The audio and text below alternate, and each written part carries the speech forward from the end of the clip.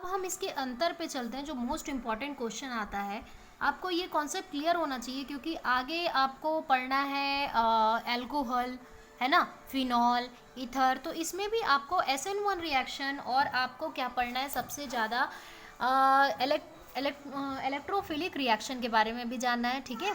तो नाभिक रागी और नाभिक आपका नाभिक स्नेही और नाभिक रागी दोनों आपको पढ़ने, तो ठीक है। तो इसमें जानते हैं पहले SN1 रिएक्शन, SN2 रिएक्शन में डिफरेंसेस क्या है।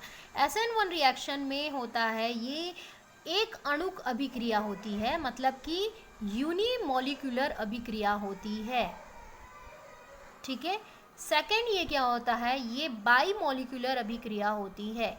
याद रखना, इसको आप लिख सकते हो एक अणुक अभिक्रिया, इसको लिख सकते हो द्विअणुक अभिक्रिया, ठीक है। या इंग्लिश में भी एक एक वर्ड भी लिख सकते हो, तो इसमें कोई वो नहीं है, गलत नहीं है। सेकेंड इसमें देखना है, ये दो चरण में बना। आपको मालूम है SN1 रिएक्शन 2 चरण में हुआ, क्यों? क्योंकि यह अधिक स्थायी के साथ दिखाई देते हैं। मतलब SN1 रिएक्शन किस में दिखाई देते हैं, जो तृतीयक अल्कोहल है या तृतीयक आपका हेलो एल्केन है, इसमें देखने को मिलेगा, ठीक है। प्रबल स्थायी वाले यौगिकों में देखने को मिलेगा। तो हम बोल सकते हैं कि ये 2 चरण में, मतलब कि 2 स्टेप में कंप्लीट होता है, ये 2 चरणों में कंप्लीट होने वाले अभिक्रिया होते हैं। और ये क्या होता है, एक ही चरण में 1 स्टेप में खत्म होने वाली अभिक्रिया है, तो एक चरण में संपन्न हो जाता है। तीसरा ये चीज़ है, इसमें माध्यमिका का निर्माण होता है ना।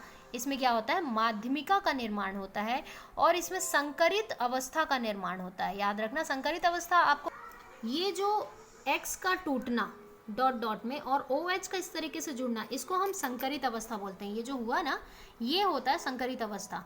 SN2 में निर्माण होता है संकरित अवस्था का, SN1 में निर्माण होता है किसका, आपका माध्यमिका का।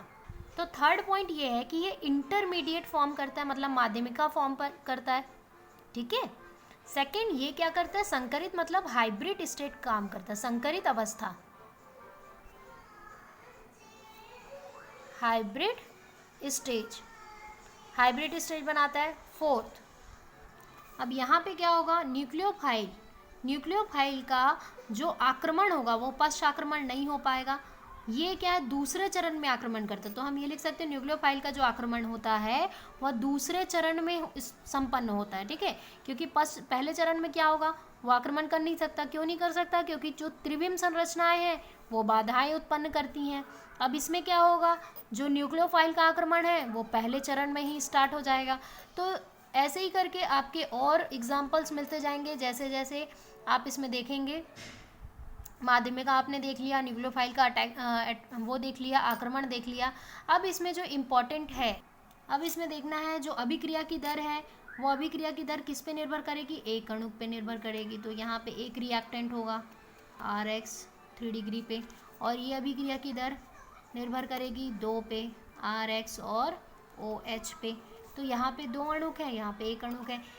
तो ये आपके SN1 SN2 रिएक्शन के टोटल आपके डिफरेंसेस है, और इसको आपको समझना है, ठीक है। रिएक्शन कैसे बैकवर्ड हो रहा है, पश्च आक्रमण कैसे कर रहा है, क्यों कर रहा है। तो आपको SN1 में जैसे जैसे स्थायित्व बढ़ते जा रही है तो वो माध्यमिका बनाएगा, मतलब वो SN1 है।